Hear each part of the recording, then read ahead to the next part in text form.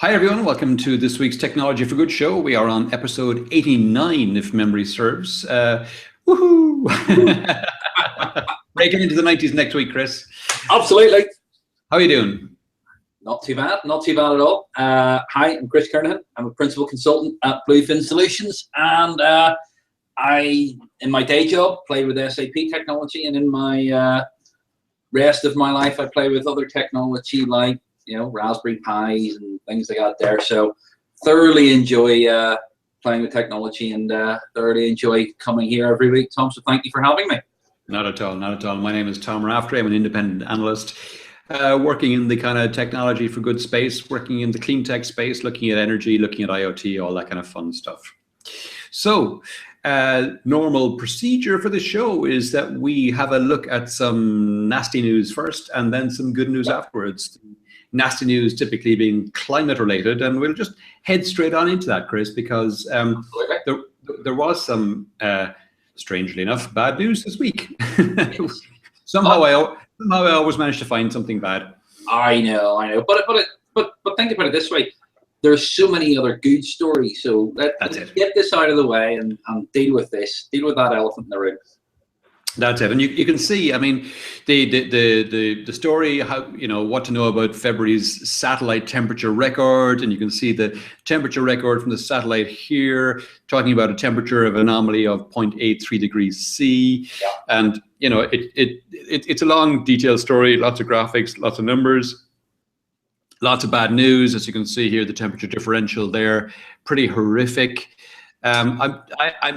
I'm going to avoid going into it in too much detail, but you can see the graphs are all going the wrong way, and the temperature, the heat maps are way off what they should be, and it's all pretty bad. And the reason I'm skipping it is because there's another bad news story which I thought I'd bring up as well, and it was this one about Greenland's ice melt accelerating as the surface is darkening. So as the surface of the ice is darkening, as we all know, anything that's dark colored attracts heat.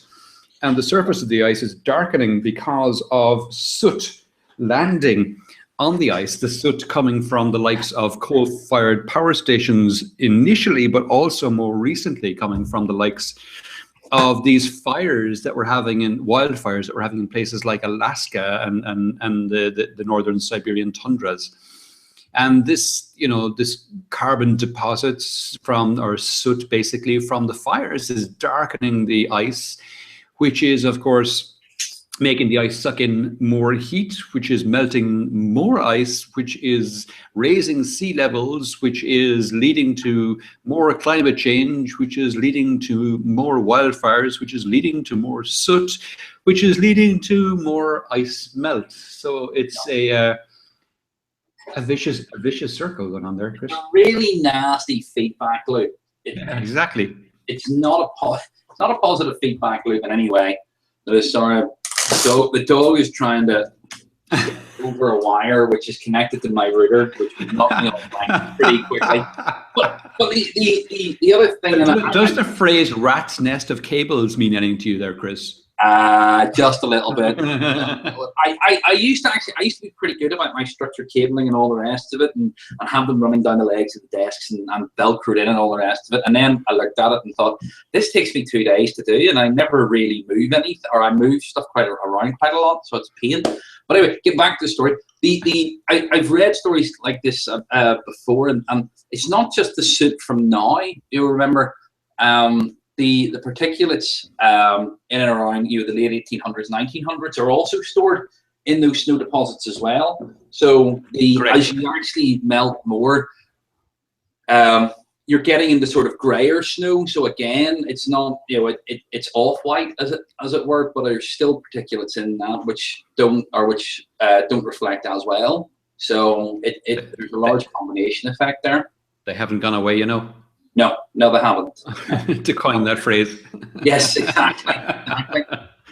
So it is quite a nasty feedback loop in that. Yeah. So, okay, enough bad news. Because interestingly, the model that we've been running on this show and the model that I've used for any of the talks that I've been giving is a bad news first, followed by good news model. Yes. And then last week, Al Gore, well, I don't know if it was last week, but it was published last week. Al Gore steps up on the TED stage and gives his latest climate change talk. Yep. It's really good. It's really good. If you haven't had a chance to watch it, take 20 minutes out, stick it on the TV or whatever, and watch it. I'm going to make a note of this. I'll have it on the thing, but it's always really, love him speaking. He's a lovely speaker. He is. He's really good. And he delivers in this one as well. And he does the same exact model. He does it in the form of 3 questions, but it's, you know, a bad news, good news model. He starts off with all the really bad, nasty stuff. Yeah. And then goes into why he thinks we're going to kick its ass. Yeah. You know, so it's well worthwhile. And I you know, like yourself, I think he's a great speaker. He you know, gets the fucking slings and arrows thrown at him from all sides, obviously. But no, he's well capable of communicating this stuff. And you know, in this one, again, does not disappoint. Yeah. Moving on from that. For the first time, solar is going to be the highest source of new energy this year. This is according to the U.S. Energy Information Administration, and it's obviously referring to the U.S. in particular, but still, they talk about, and you can see this chart here of the rollout of new generation capacity in 2016, and solar is the yellow one. And while natural gas is also quite evident there, you can see most of the picture is either wind, which is green, natural gas around May, June, and March. But for the rest of it, you can see solar is in all the months. So solar is going to be the largest of the new generation rolled out in the US this year, which is fabulous. Fantastic. And I mean, we've talked on this show before about how the price of solar is dropping all the time. And for the last 30 years, it has dropped 10% per year, year on year. And according to all the research, it's going to keep going down 10% year on year for the next 10 years. Yeah. And I did a quick calculation on that a couple of weeks back. And I calculated, and I don't remember the exact numbers now, but I just picked an arbitrary figure of 9 cents per kilowatt hour. Yeah. And if you multiply 9 cents per kilowatt hour by 0.9 10 times, so that's 90% year after year after year for 10 years, you're down at 3 cents per kilowatt hour in 10 years time. Jesus.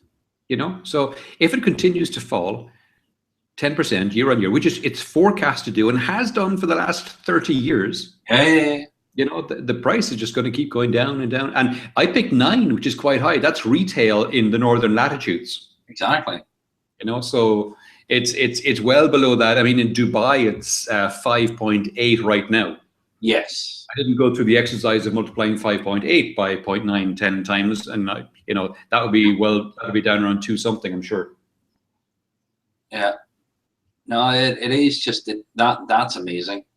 So that's absolutely amazing. I found something very interesting this week, which was the Great British National Grid status, and it's gridwatch.temper.co.uk, and it's actually it is a beautiful graphic of several dials showing the current UK demand, the coal generation, the nuclear, the wind, the CGT, the closed circuit gas turbines. Yeah.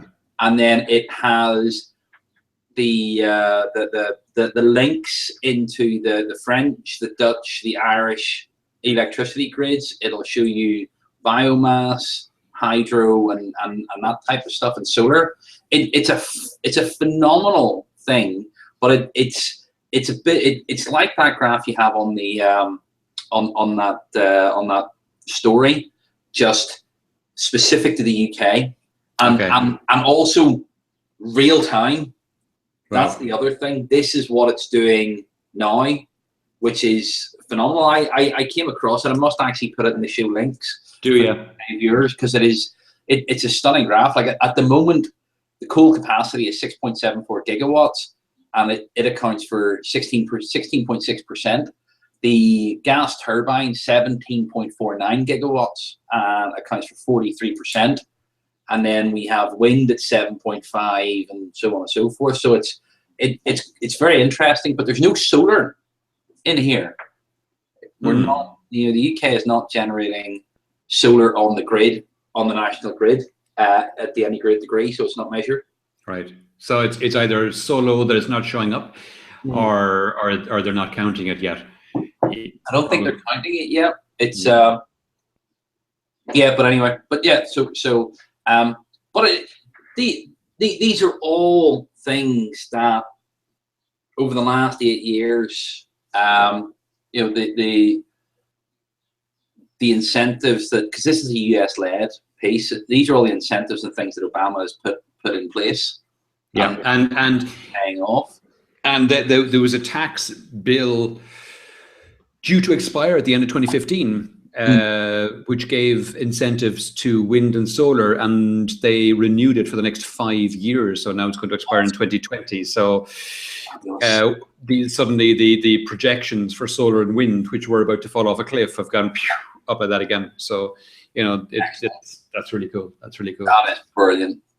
And solar is getting to the point where it doesn't really need subsidies in a lot of the regions now anyway, but the price is just going to keep falling. But the interesting thing is that the state legislatures, we talked about Florida before. Yeah. Florida, and Nevada as well. Pardon? And Nevada as well. So the sunny states. I mean, Jesus. I know, but they have legislation that actually prevents you as a homeowner contributing back to the grid, because then you're an energy supplier. Yeah. Because the energy companies, the utility companies are so powerful in those states and such large contributors to the state legislature, they want to keep that monopoly. Yeah, they do worse here in Spain, unfortunately.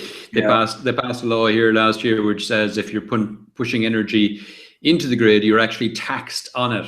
So it ridiculous, absolutely ridiculous. To be fair, we don't have any of those complaints here, because let's face it, I think the general consensus is if you can produce enough energy from your solar installation and push it back in the grid, fair play to you.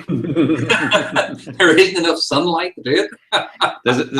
There's a friend of mine here who has solar panels on his roof but hasn't connected them to the grid. Yeah. Because he doesn't want to be taxed on it. So what he does, he has them connected directly to his aircon. Ah, lovely. Yeah. So makes a ton of sense. When it's hottest is when you need the aircon most. So he has free aircon. Fabulous. Anyhow, we'll push on because there's a lot more good news. Oh, fabulous, yes. The global wind power capacity has, and this is globally, topped nuclear energy generation for the first time. So the capacity of the wind power generation reached in 2015 432.42 gigawatts at the end of 2015. Jesus. The global the generation capacity of wind farms newly built, not cumulative, but newly built in 2015 was 63 gigawatts, which is obviously around 60 nuclear reactors. A gigawatt is roughly what a nuclear reactor comes in at. Yeah. And the global nuclear capacity from nuclear obviously was 382, which is versus 432 from wind. So it's passed it for the first time. Yeah. So that's pretty awesome. I mean, the renewables are stomping home here. And then you see that the storage market grew 243% in 2015, the largest year on record, and it's scheduled to go even more again in 2016 due to things like the price dropping. Yeah. And you can see there's the front of meter, which is on the utility side, behind the meter, which is residential, and the total here, how it breaks out. So here's an interesting one. You posted on Facebook today about the US agency who claims that they have better battery, they've cracked battery storage ahead of Tesla and somebody else. What that obviously feeds into this. It does, and that article I came across was interesting but intriguing, because while it talked about ARPA-E, who are the US governmental agency who are talking about this, they didn't go into any details on the technologies involved. nor name the companies who were doing it. Yeah. Which was very frustrating, because they said they're doing better than Tesla and better than somebody else, and you're kind of going, okay, so who are they, and how are their batteries reached this particular nirvana that you're talking about? Yeah. Which is why I didn't put it into the mix here, because there's no detail there. It's you know, Vaporware. It's just it's hearsay. Yeah, exactly. Exactly. Now, you kind of trust it because it was the head of the RPE agency saying it.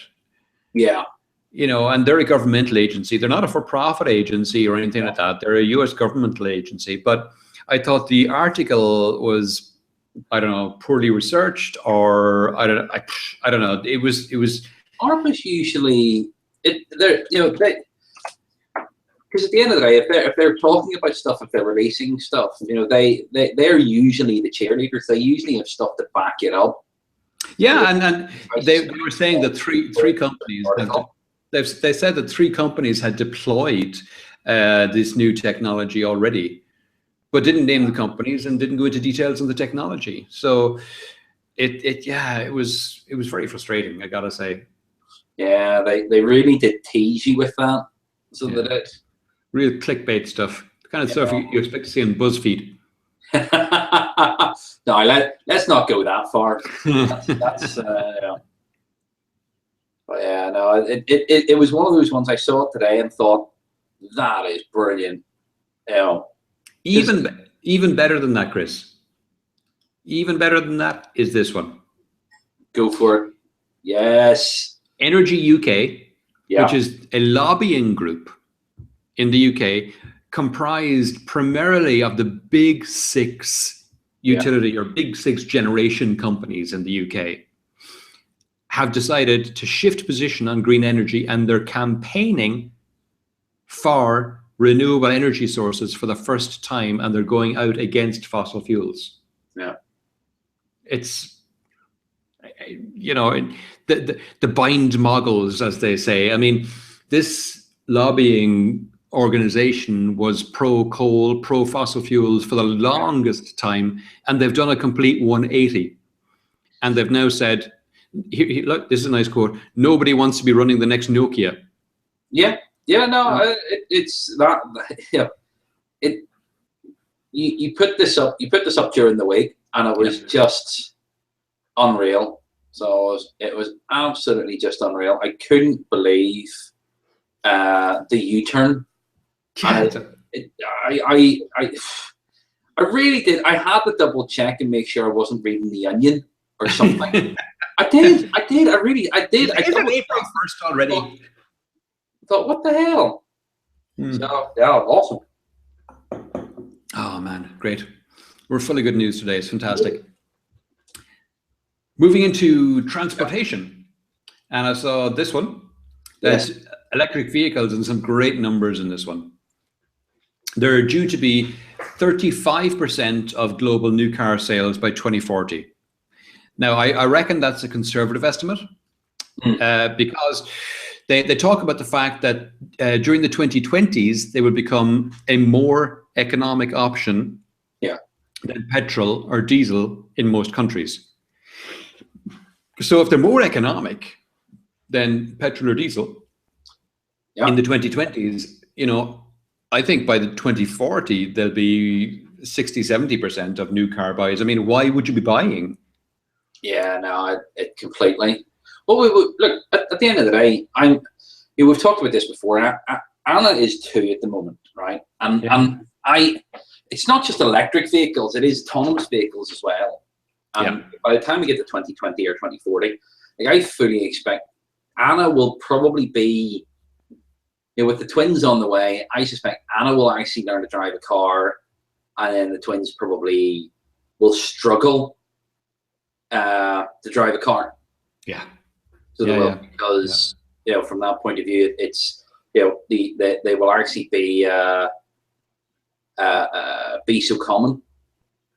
So yes, I do think that the electric vehicles. We just changed our car because of the twins, and I honestly looked at plug-in hybrids, so that it was just they're still. the initial capital expenditure is just still a little too high. But when the Tesla 3 comes out, hopefully that will be, that'll be completely turned on its head. Yeah. So I'm fully expecting my next car to be an electric vehicle. And look here at the quote from Bloomberg: lithium-ion battery costs have dropped 65% since 2010, reaching now $350 per kilowatt hour last year, and we expect them to be below $120 per kilowatt hour by 2030 and fall further as new chemistry comes in. That's insane. Yeah. Yep. And 100%. Salim Morsi says our central forecast is based on crude oil price recovering to 50 and then trending back up to $70 a barrel by 2040. Interestingly, he says if the oil price were to fall to 20 and stay there, it would only delay mass adoption to the early 2030s. Yeah. So yeah, the age of the petrol car is gone. I know. I can't say I'll miss it. No. When I look at the performance that the Tesla gives you, the acceleration and things like that there, I just, it's not, they're good drives, they're lovely cars to drive, and you get four-wheel drive as standard because they just stick an engine on each wheel. Yeah. No, it's great. It's great. Having driven a couple of electric cars now, I mean, the car I have is an 8-year-old car. Yeah. So it's put in a good lifetime. There's still a good bit left in it. It's only done 70-something thousand kilometers. But when it comes time to change that, yeah, definitely it'll be an electric car. Yeah. So fantastic. Sticking with transportation, there's a nice piece here about Nissan and how they, at the Geneva Motor Show, they posited the question, what will the future fuel station, or the fuel station of the future, what will it look like? Yeah. And there's a nice article about what they're kind of positing with screenshots taken from the video. Yeah. And the video itself is here at the top of the article. And, it's a short video. It's actually worth clicking on and taking a little time watching. It's 2-3 minutes, not long. And they talk about, how future cars will be electric. Yeah. Will charge at different times depending. They'll all be interconnected, and they'll decide to charge now or decide to charge later depending on who else in the neighborhood is charging, what the state of the grid is, all that kind of thing. They'll be doing wireless charging, so you won't have to plug in. You'll just pull up onto plates on the street, which will wirelessly charge them. Not every parking place will have a wireless one, so the cars in the middle of the night while you're sleeping, because they can autonomously park, will swap places themselves. That's an interesting one. So not every car parking space will need to have the wireless infrastructure there. Like I say, the cars will just swap in and out while everyone else is asleep. So the interesting thing to remember is that the Geneva Motor Show is the one that's out there. That's the one that they bring all the crazy ass concept stuff to. Exactly. If you're a futurologist, that's the show you go to. It's not the Detroit Motor Show. It's not the UK one at the NEC or anything like that there, or the Paris Motor Show. If you want the weird, out there, futuristic, 30 years down the line, that the Geneva ones you go to. All the rest of them, it's stuff you get in the next 5 years.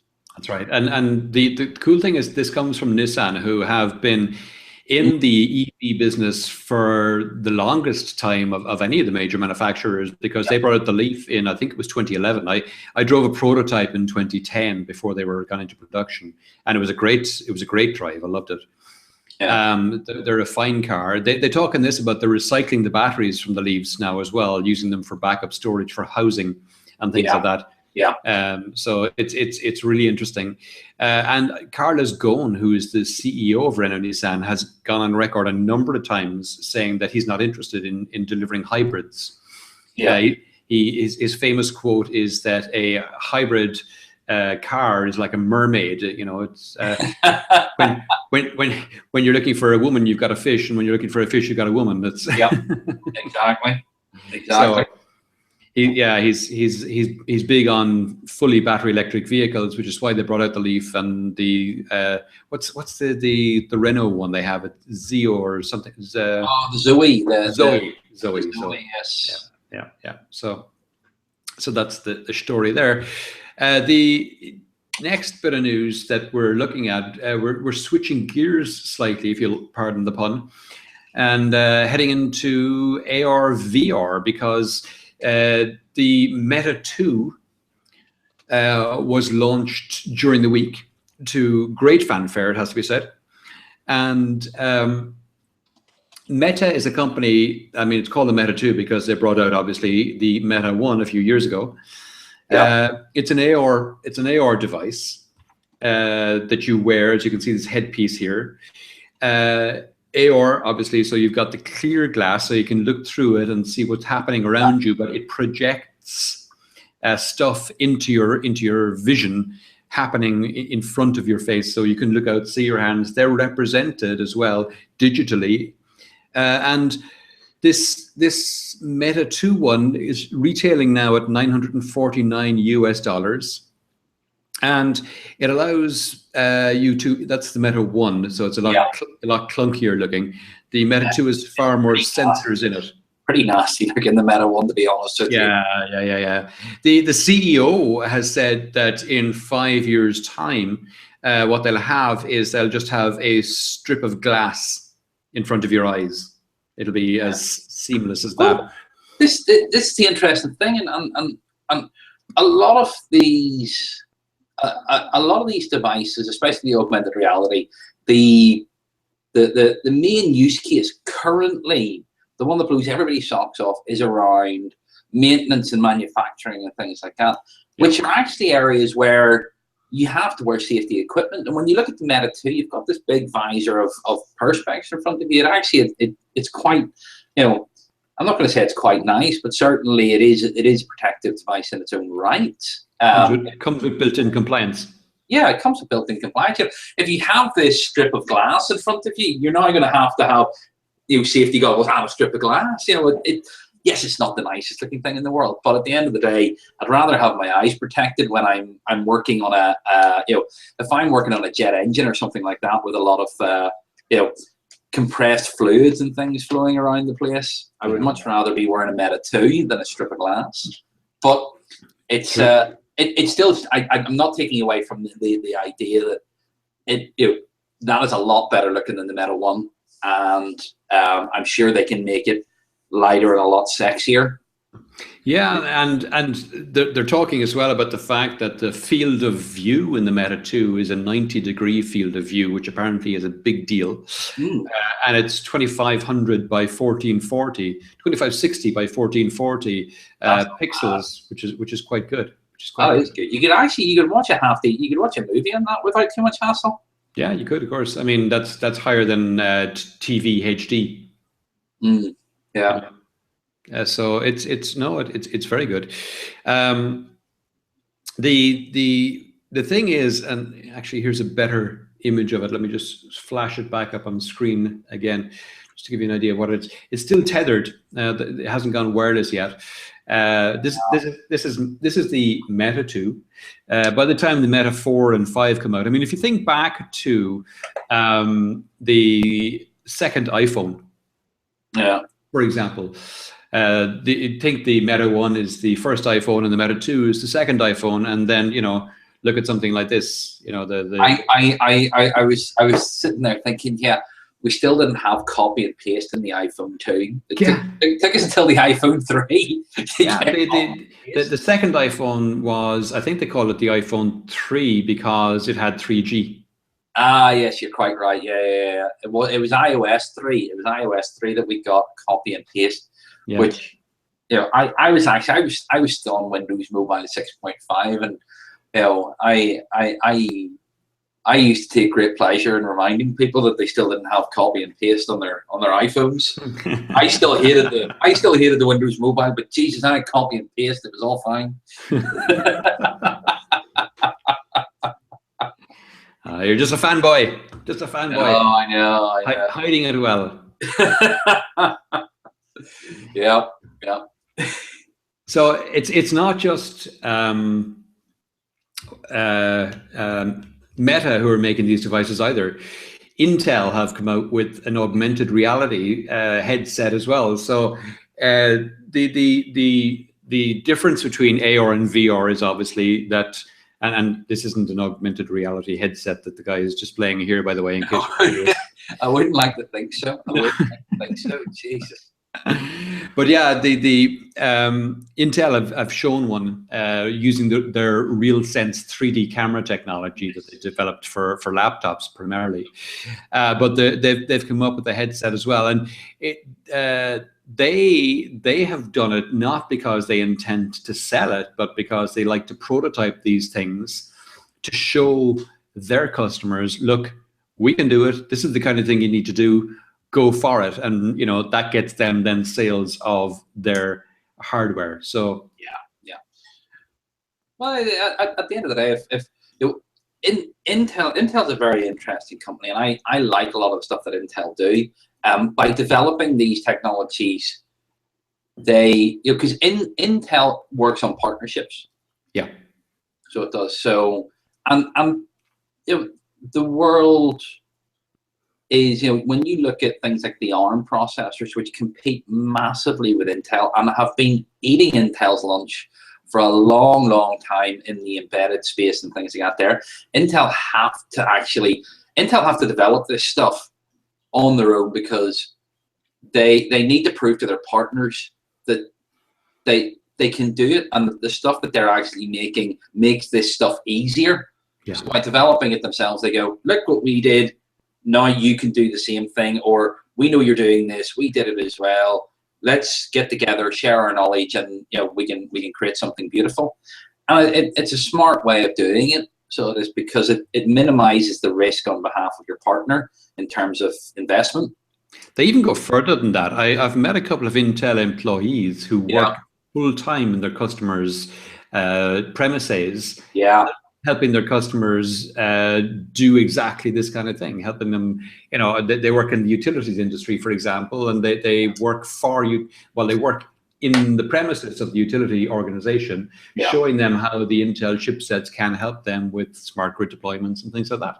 Yeah, it is absolutely phenomenal what Intel have in their IP kit bag is unreal. Like we sit and we talk every week about Facebook, about Twitter, and companies like that there, and what how smart these guys are.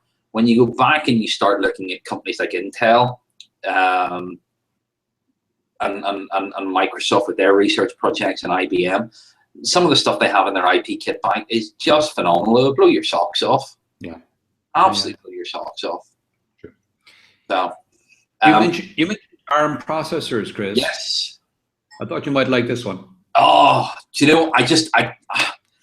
It's in my Amazon basket. It's in there. But what is it, Chris? Tell us all about it. I have to show you. I have. Wait, let me flash you up on screen there. Yeah, I have five. I have 5 here at the moment. What are they? A Raspberry Pi Zero. I can't justify a Raspberry Pi 3, so I can't justify it just yet. Give me a week. So we didn't introduce the story, Chris. Tell us this one. Go for it. So the Raspberry Pi Foundation is now on it's created the Raspberry Pi 3. This is the third. Well, the 4th iteration of the Raspberry Pi. We have the A, the B, the B plus, the 2, the Raspberry Pi Zero, and now look at the Raspberry Pi 3. That's about 6. It has added a 64-bit quad-core processor. The previous version was a 32-bit. It has also added wireless and Bluetooth natively on the board. Okay. And Bluetooth LE as well. Yes, LE. So it's Bluetooth 4 and Bluetooth LE. Yeah. Man. So it is. This thing has really just come on leaps and bounds, and we had the Raspberry Pi Zero, which changed the form factor from that credit card size to literally like less than $1 size, which is phenomenal. So, but in terms of actual home computing, we now have a 64-bit platform, which also has the Windows 10 release. The Windows 10 IoT release is already released for this. Because whenever we looked at the Raspberry Pi 2, it took about 3 months for Microsoft to catch up. Microsoft are right on the ball and have the have all the drivers and everything ready to go for the Raspberry Pi 3 from day one, which is phenomenal. It still maintains its backward compatibility of the GPIO board pins on the side. It's exactly the same form factor. It's just, it's a fantastic update and a well-needed update, bringing it up to 64-bit. Unfortunately, it's still 1 gig of RAM. I would like to have seen a little dribble more RAM into it, whether another 500 meg or up to 2 gig. But I'm not going to complain. They've made that a phenomenal piece of kit at still the same price, still $30. Amazing, isn't it? It is.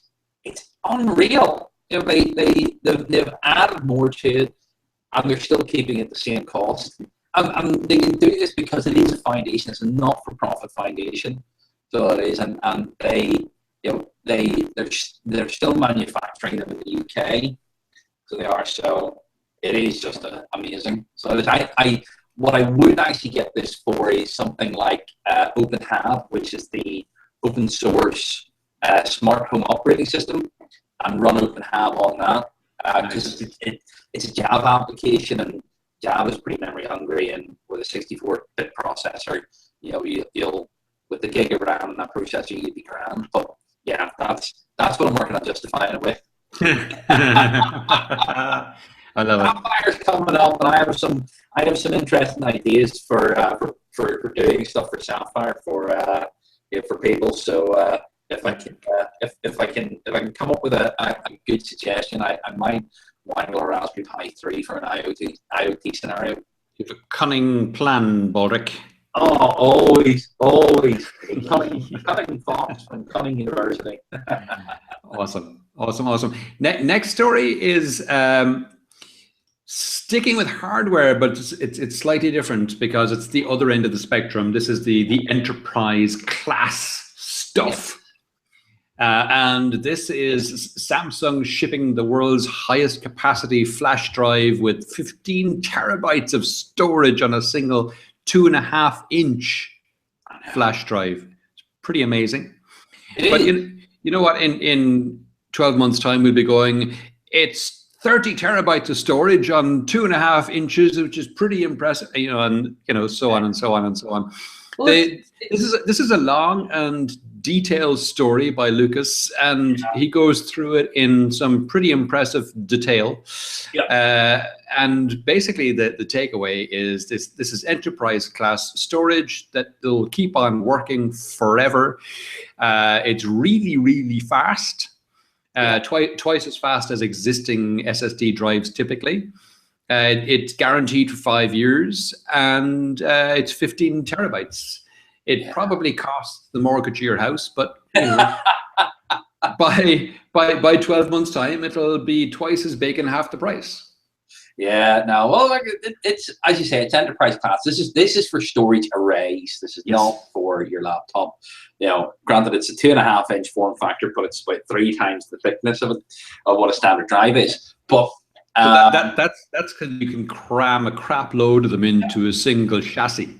Yeah, exactly. Not for a laptop, and they don't get hot, so you can cram a load of them in there without having heat issues. But the thing about it is that with that capacity, and this is the thing, SSDs, despite the fact there are no moving parts, still do wear out.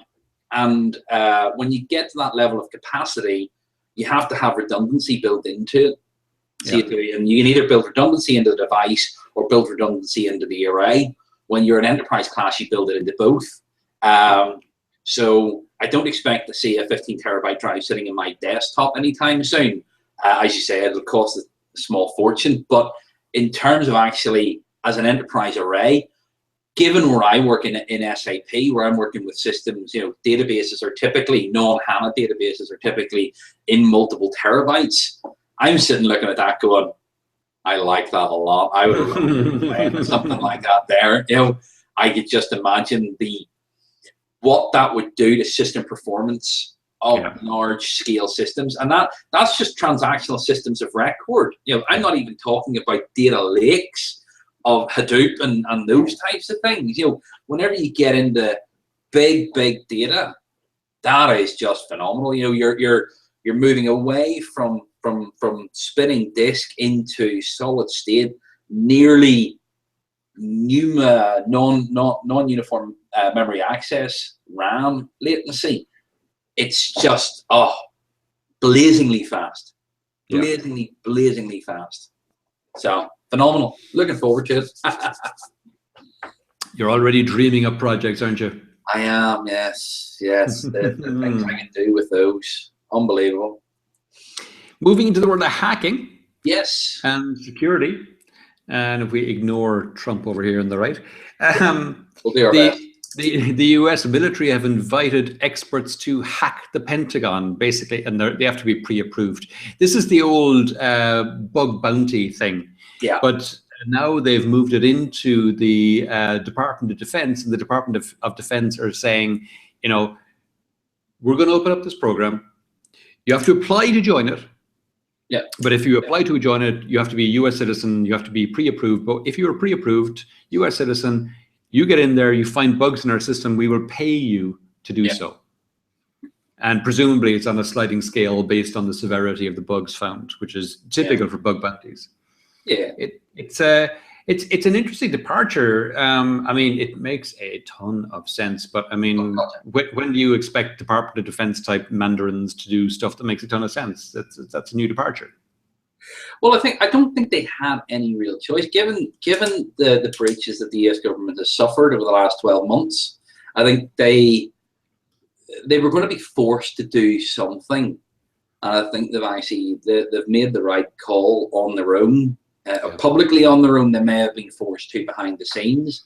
You know, what was it? The Department of Work lost, you know, had a couple of million records stolen, which included security clearances and fingerprints and biometric data. That was the Office of Personnel Management, and they lost something like 7.5 million.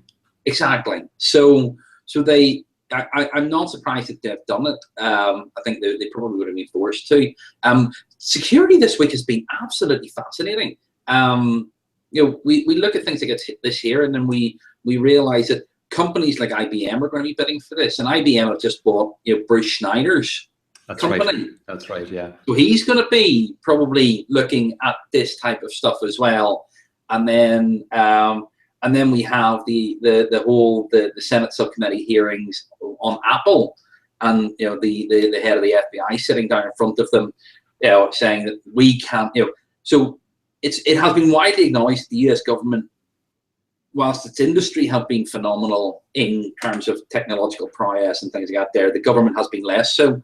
And we've seen, luckily under President Trump, they'll just turn off the internet for the bad guys. Yes, of course, absolutely. But actually, there was something actually this week. They renewed, as part of one of the trade programs, they actually lessened the restrictions on encryption as a software product for resale globally. Oh wow! They actually relaxed some of the constraints that encryption products are actually sold under, which is a phenomenal. It is because it was treated for the longest time. It was treated as a weapon. It was this was the Phil Zimmerman PGP. That's right. That went on for years. Couldn't explode.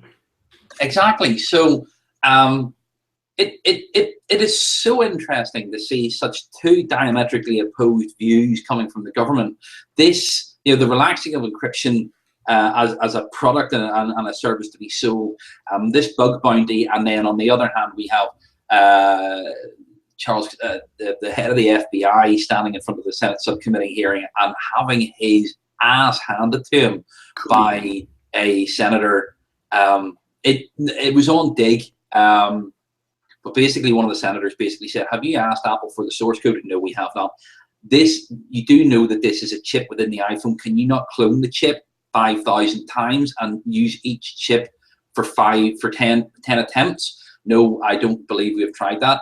And then the senator basically said, well, then don't come to me and try to tell me that you need to force a company who doesn't want to do something. You haven't met your burden of proof to do anything.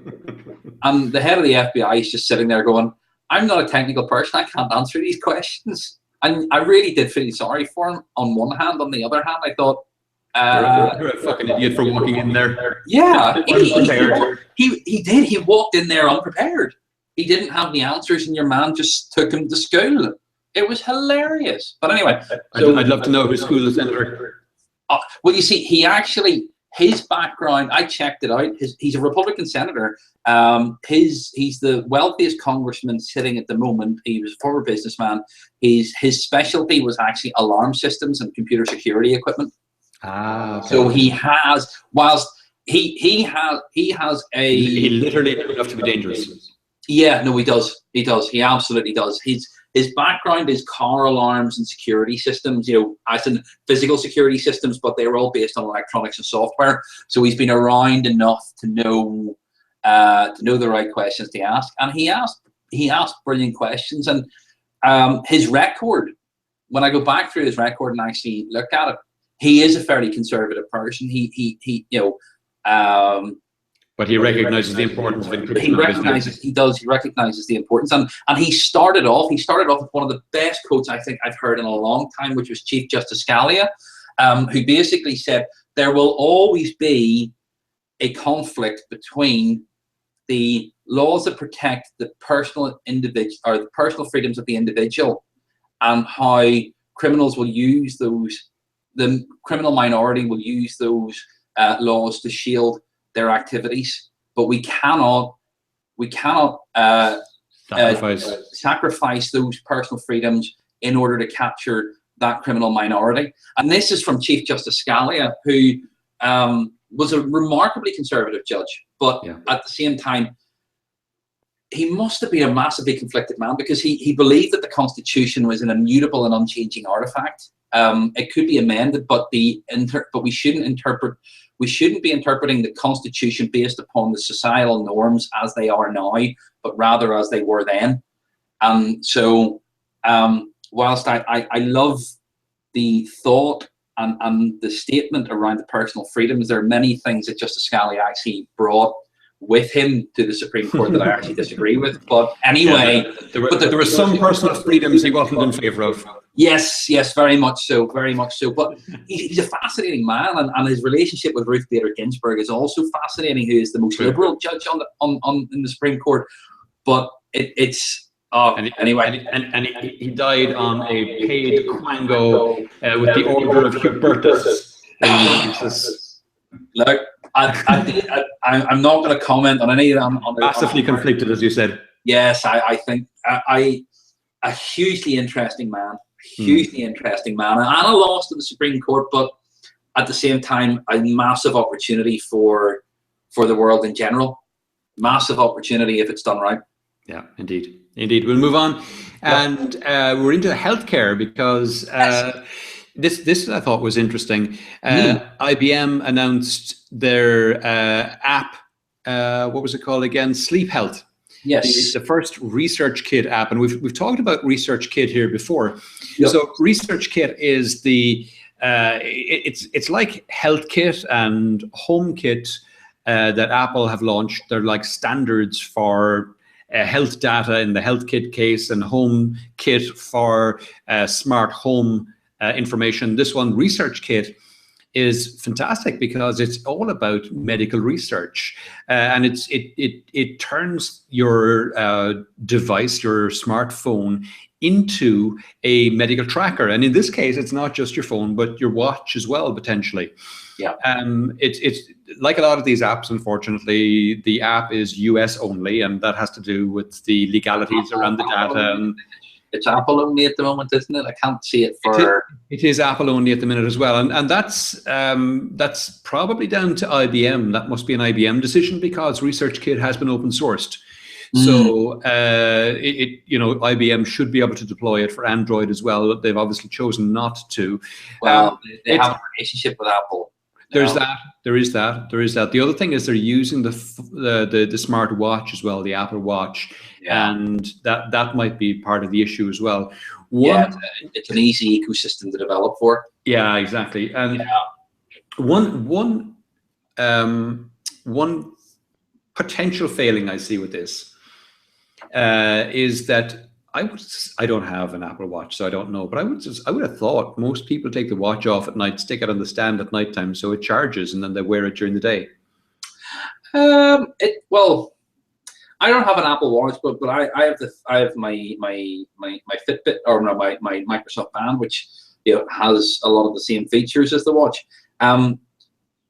Because of the speed this charges at, I literally, so I take it off and put it on the charger, and then go and brush my teeth at night. And the 15 minutes that I'm using before I actually get into bed will actually get it to about 60% on the charge. And then again in the morning, I put it on after it's been monitoring my sleep overnight. I'll put it back on the charge while I go and get in the shower.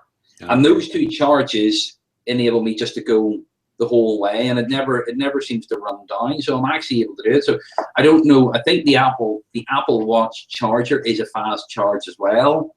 Okay, that would make sense. Something like that, you could do it pretty well. But as I said, I don't have an Apple Watch. My brother-in-law does, but he doesn't complain about the charging. I think he does it the same way. But I really like this. I do really like this because again, it's about contributing to a data set.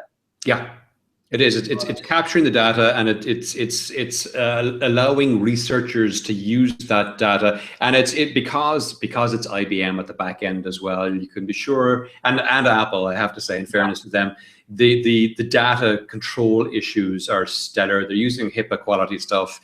There's no danger of data leakage, unless somebody does something really nasty or bad. There's no danger of data leakage. The whole thing is secure and private and everything. And for the researchers who are trying to get access to sleep data, up until something like this, it must have proven extremely difficult. You could only do small trials of people's sleeping habits, and suddenly this is open to tens of thousands of people. Exactly. I mean, and you have an awful lot. The data itself is one thing, but there's a lot of noise hidden, or there's a lot of noise in data, especially when you get things like this here. When you're trying to derive if you're trying to test a null hypothesis, you have to control for a lot of variables, and sometimes in these data sets there are more variables than you can actually control for. But there's a lot of metadata there, and you would be able actually to then mitigate and control those variables to differing degrees depending upon what it is you want to check. I think it's phenomenal. And there is another big data story that I'll come to after we finish, but remind me to come back to it because I posted it out on Twitter, I think, the other day about a certain website that released their 2015 data science stats. Oh, interesting. Yeah. It was an over 18s website. Okay. I like it. But it's fascinating. There's one of those. I think is it Pornhub that yes, regularly releases anonymized data, and some of the stuff they release is fascinating. They do incredible data science and analysis on their users. 2015, they averaged 19 gigabits a second of streaming. Wow. They were every second 19 gigabits. So it was the actual, if you do get a chance, I'll put it in the show links. It's not NSFW. Well, the reports are not. The streaming stuff might be, but the reports are not. The report isn't. Some of the terms and things like that there, yes, okay. Might get caught in firewalls or something. Yeah. But there's no NSFW pictures or anything in it. It is purely just a report about what people watched and the insights and things like that there. But they do that annually or even more often. This is the fourth year. This is the fourth year. But again, it comes back to this whole thing about data. They have a massive treasure trove of data that's sitting there in the analysis they did on it. And yes, I'm not going to call it cutting edge data science. It's mid-level data science. Sure. A lot of the graphs and stuff are cookie cuttered. You know, this is the US, the UK, and so on and so forth. But at the top and the bottom, there are some really, really awesome insights in there. But they're able to do that because they have this pool of data. This sleep study gives the same type of thing for people if they want, you know, it's a massive data set. There's lots of really good quality data in there. They just have to be able to dig into it. But it doesn't have the same prurient value that the Pornhub one will have. Well, no, definitely not, definitely not. But the thing about it is that, you know, Pornhub have this massive treasure trove of data, okay, and they did some really good data science on it, right?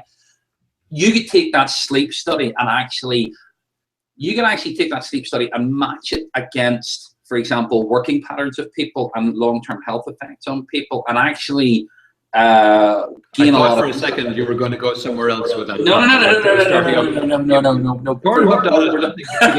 And sleep data, and you could map it to, and you go, oh no. They do actually have a section on times of days and things like that there. But anyway, but the point is that whilst this is an interesting data set in its own right, I think it actually becomes really valuable when you combine it with other data sets. Yeah. So when you start to combine it, because, you know, sleep is something that everybody does. There's varying degrees. When you combine it with other data sets around, you know, cancer treatments, or you combine it with long-term health effects of working night shift and things like that there, these are the type of data sets that you need.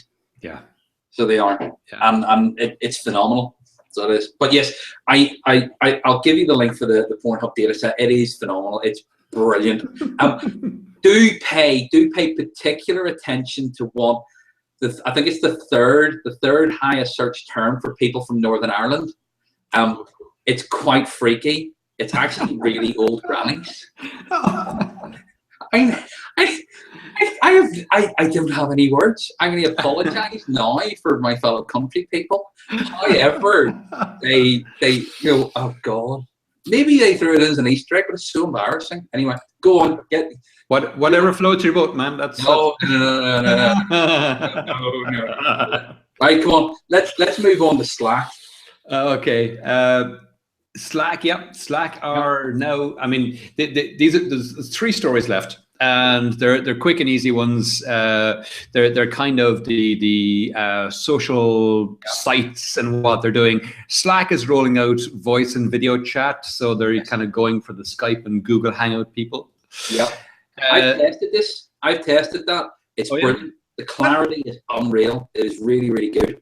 So. You're testing it. Did you test it on the web, or did you test it on the desktop app, or did you test it on the mobile app? I tested on the desktop app to a colleague who was in a plane on airline Wi-Fi, and the clarity was unreal. Wow. Okay, that's impressive. That's very impressive. So, I don't have Slack at the moment because you need a team. I can. So I could go. Tom, did you know that we're about to launch? Really? I will send you, because the SAP Mentors and Friends have a Slack channel, and I will have you an invite later on today. Thanks. No worries. Anyway, what was I saying? Oh, the Apple. Yeah, Apple have opened a Twitter account for support. Wow. And yeah, it's interesting. They're quite active. If you actually, let me just open it up here to show you what I mean. When I looked at it earlier today, they had sent 3 or 4 tweets, which doesn't sound very active, until you realize that the replies at the time were 2,500. So what that means is they had replied about 2,500 times to people. But they'd only sent okay. The first one is a pinned tweet, so 1, 2, 3, 4 tweets, and 2,644 tweets in total. So the tweets and replies comes in at 2,600 and something, and it's all like Here you can see Mr. Martin Cowan. We want to help. DM us on how long this is taking place. So it's all replies to people who have said they've had an issue, and a lot of times it's DM us the iOS OS X devices, tell us what's going on, DM us with your iPhone model and the iOS version, and so on and so on and so on. So they seem to be quite responsive. Following 19 people. I didn't click that to see who it is they're actually following. That could be interesting. Beats by Dre, iTunes, Beats. Okay, they're following themselves. Oh, they're following Eddie Q and Tim Cook and Phil Schiller and Angela Ahrendts. Okay. Yeah. I should have guessed. She was the person who came from Burberry, wasn't she? That's right. She was. She was head of IT at Burberry or something like that. Yeah, head of sales or something at Burberry, or head of retail, I think it was, at Burberry, and she's now head of retail at Apple. I'm not sure she's done a tremendous job. I haven't seen massive changes. The big change is when you go to the Apple website now, you don't have to go specifically to the store.